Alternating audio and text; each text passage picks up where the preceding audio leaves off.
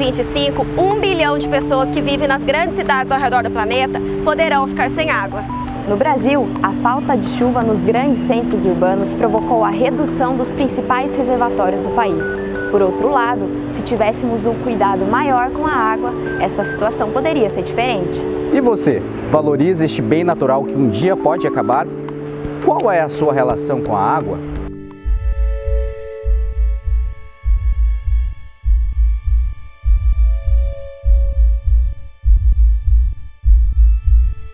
Crise de abastecimento de água em São Paulo. O governador Geraldo Alckmin anuncia projeto para levar água da bacia do Rio Paraíba do Sul para o sistema Cantareira. De acordo com o projeto, a água da bacia do rio seria bombeada apenas quando o nível do Cantareira estiver abaixo de 35% da capacidade.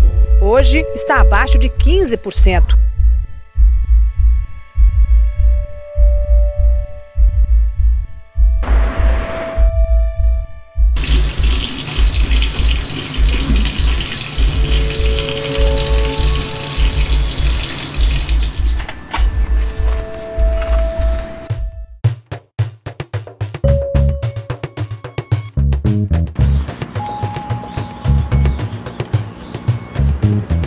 A água para mim, desse rio Paraíba, para mim, ela é tudo, né?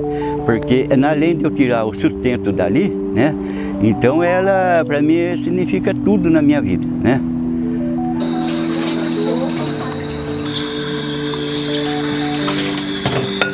Antigamente chovia muito. Esse Paraíba aqui, ele enchia de soltar água para o mato, para a várzea.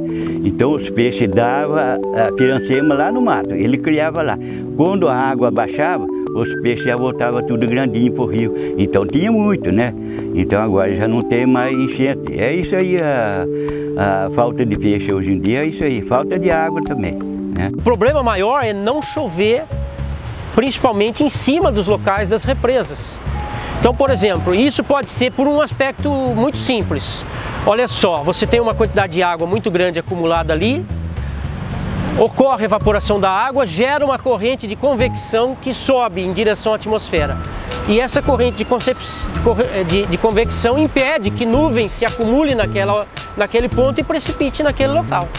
E isso pode ser uma das possibilidades de por que não chove exatamente em cima das represas. O colapso é algo bastante discutível, né? Não acredito que nós a médio prazo teremos um colapso, sim, talvez um colapso local, né? Em grandes conglomerados, como é o caso da Grande São Paulo, com 20 milhões de pessoas, pode haver um colapso da água sim. Tanto que hoje a gente percebe que esses grandes centros urbanos, eles estão buscando água cada vez em distâncias maiores.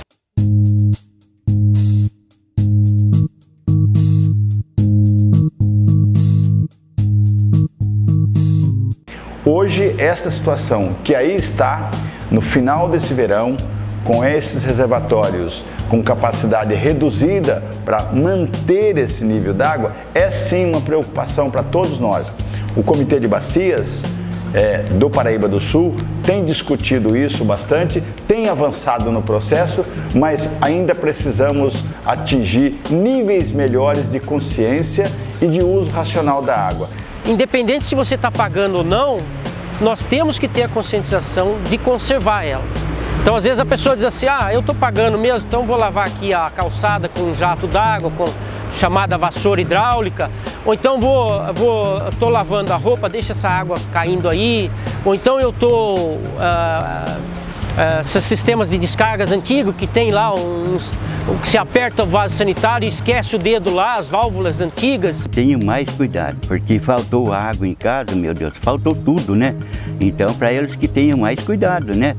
Verificar a torneira para não desperdiçar, jogar água sem ser necessário, porque aí não é só eu e você. Questão do uso da água nos chuveiros, quando nós vamos tomar banho. Questão do uso da água nas torneiras, né, enquanto a gente escova o dente ou lava a louça, até mesmo no número de descargas que nós damos por dia. Outro ponto relevante nessa discussão é a questão dos investimentos em saneamento básico, em coleta e tratamento de esgoto. Num país como o Brasil, em que a metade do esgoto é lançado in natura, o que significa isso? Sem tratamento algum, né? Isso polui os nossos rios, isso polui as nossas águas.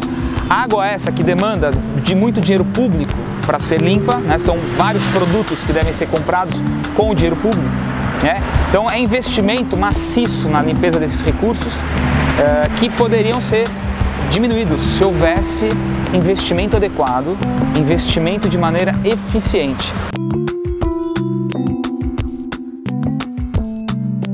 Nós sabemos que a manutenção das grandes florestas garante um processo vital chamado evapotranspiração. E essa transpiração excessiva das plantas, que absorvem a água do solo, gera chuva.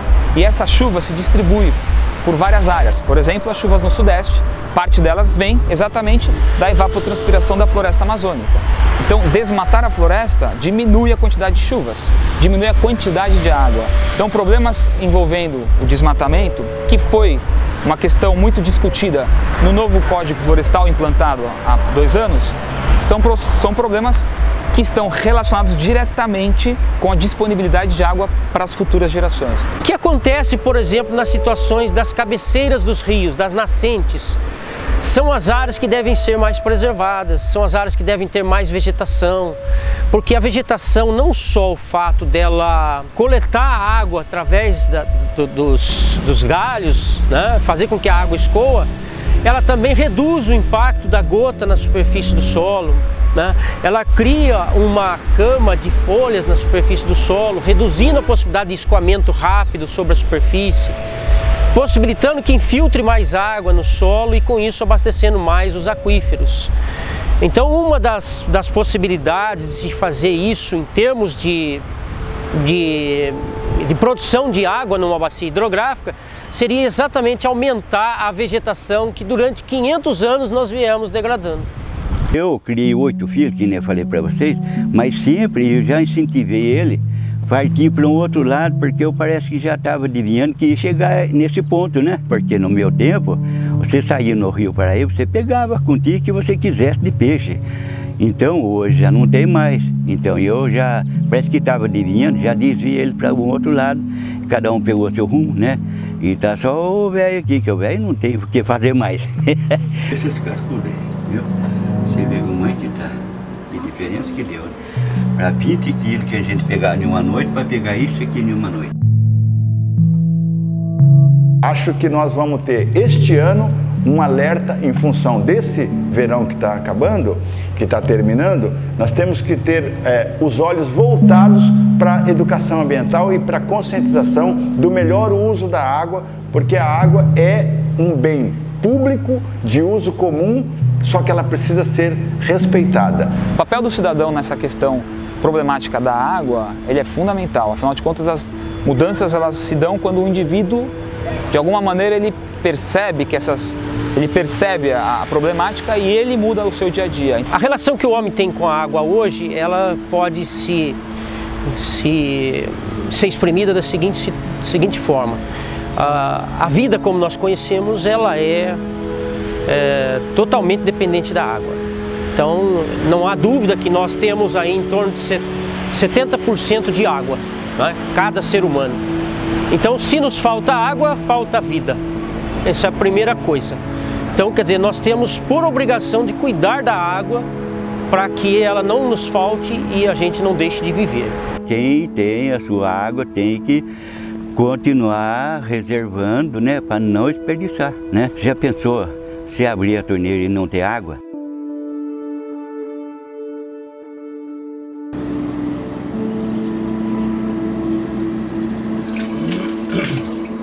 Se a gente for analisar bem, pensar bem, é muito triste isso aí. Para quem viu isso aqui desde o começo, para ver hoje, né?